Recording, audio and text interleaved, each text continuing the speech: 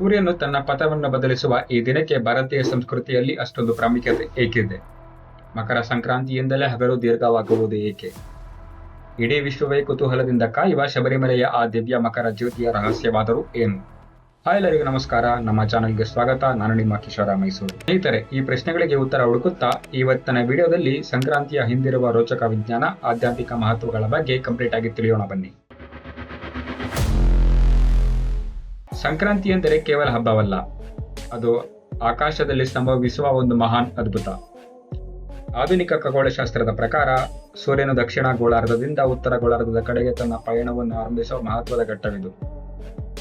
ಸೂರ್ಯನು ಮಕರ ರಾಶಿಗೆ ಪ್ರವೇಶ ಮಾಡುತ್ತಿದ್ದಂತೆ ಹಗಲು ದೀರ್ಘವಾಗತೊಡಗುತ್ತದೆ. ಅಂಧಕಾರದ ಅವಧಿ ಕಡಿಮೆಯಾಗಿ ಬೆಳಕಿನ ಸಾಮ್ರಾಜ್ಯ ವಿಸ್ತರಿಸುತ್ತದೆ.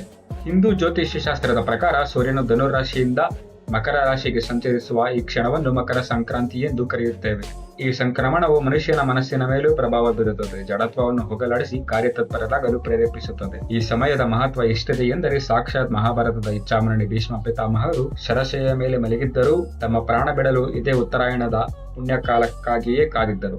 ಪುರಾಣಗಳ ಪ್ರಕಾರ ಉತ್ತರಾಯಣದ 6 ತಿಂಗಳು ದೇವತೆಗಳ ಹಗಲು ಮತ್ತು ದಕ್ಷಿಣಾಯಣದ 6 ತಿಂಗಳು ದೇವತೆಗಳ ರಾತ್ರಿ.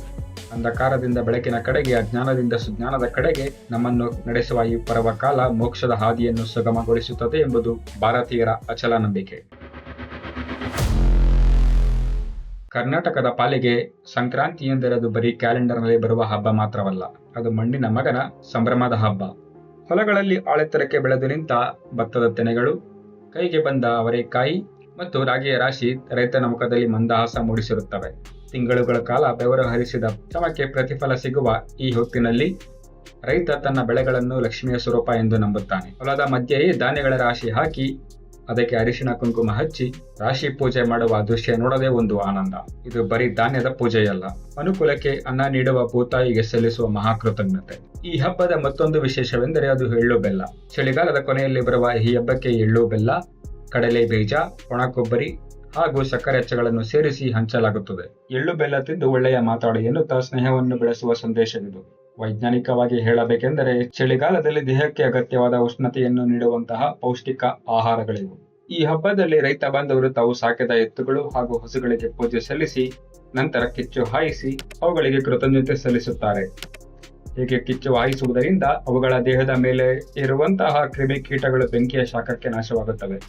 ಇದರಿಂದ ಎತ್ತುಗಳು ಹಾಗೂ ಹಸುಗಳಿಗೆ ತುರಿಕೆ ದೂರವಾಗಿ ಆರಾಮ ಎನಿಸುತ್ತದೆ.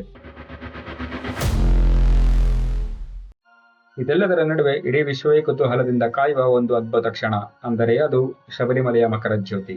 ಕೋಟಿ ಕೋಟಿ ಭಕ್ತರ ಪಾಲಿಗೆ ಶಬರಿಮಲೆಯ ಅಯ್ಯಪ್ಪ ಸ್ವಾಮಿ ಕೇವಲ ದೈವವಲ್ಲ, ಆತ ಸಾಕ್ಷಾತ್ ಸತ್ಯ ಸ್ವರೂಪಿ. ಮಕರ ಸಂಕ್ರಾಂತಿಯ ದಿನದಂದು ಸಂಜೆ ಸೂರ್ಯ ಮುಳುಗುವ ಹೊತ್ತಿಗೆ ಕಾಂತಮಾಲ ಬೆಟ್ಟದ ಮೇಲೆ 3 ಬಾರಿ ಹೊಳೆಯುವ ಆ ದಿವ್ಯ ಜ್ಯೋತಿಯನ್ನು ನೋಡುವುದೇ ಜನ್ಮ ಪಾವನ ಎಂದು ಭಕ್ತರು ನಂಬುತ್ತಾರೆ.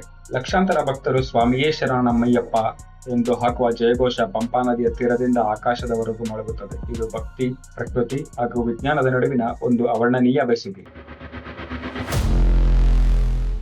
ಕೊನೆಯದಾಗಿ ನೆನಪಿಡಿ, ಸಂಕ್ರಾಂತಿ ಎನ್ನುವುದು ಕೇವಲ ಕಣಜದಲ್ಲಿ ತುಂಬುವ ಧಾನ್ಯಗಳ ರಾಶಿಯಲ್ಲ, ಅದು ಸತ್ಕರ್ಮಗಳ ರಾಶಿ. ಪ್ರಕೃತಿಯ ಪ್ರತಿ ಬದಲಾವಣೆಯು ನಮಗೆ ಹೊಸ ಪಾಠವನ್ನು ಕಲಿಸುತ್ತದೆ. ಸೂರ್ಯನು ತನ್ನ ಪಥವನ್ನು ಬದಲಾಯಿಸಿ ಬೆಳಕಿನ ಕಡೆಗೆ ನಡೆದಂತೆ ನಾವು ಕೂಡ ನಮ್ಮೊಳಗಿನ ಅಂಧಕಾರವನ್ನು ಮರೆತು ಎಳ್ಳು ಬೆಲ್ಲದ ಸಿಹಿಯನ್ನು ಹಂಚುತ್ತಾ ಉಜ್ವಲ ಭವಿಷ್ಯದೆಡೆಗೆ ಹೆಜ್ಜೆ ಇಡೋಣ.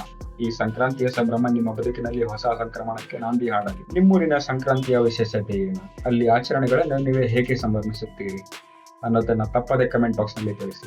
ನಮ್ಮ ಮಣ್ಣಿನ ಈ ಸುಂದರ ಸಂಸ್ಕೃತಿ ಮತ್ತು ಅದರ ಹಿಂದಿರುವ ವಿಜ್ಞಾನದ ಮಾಹಿತಿ ನಿಮಗೆ ಇಷ್ಟವಾಗಿದ್ದರೆ ಈ ವಿಡಿಯೋಗೆ ಒಂದು ಲೈಕ್ ಮಾಡಿ. ಇಂತಹ ಮತ್ತಷ್ಟು ಆಸಕ್ತಿದಾಯಕ ಮತ್ತು ಮಾಹಿತಿಯುಕ್ತ ವಿಡಿಯೋಗಳಿಗಾಗಿ ನಮ್ಮ ಭಾರತೀಯ ಸಂಸ್ಕೃತಿ ಚಾನೆಲ್ಗೆ ಈಗಲೇ ಸಬ್ಸ್ಕ್ರೈಬ್ ಮಾಡಿ. ಮತ್ತೆ ಮುಂದಿನ ವಿಡಿಯೋದಲ್ಲಿ ಸಿಗೋಣ.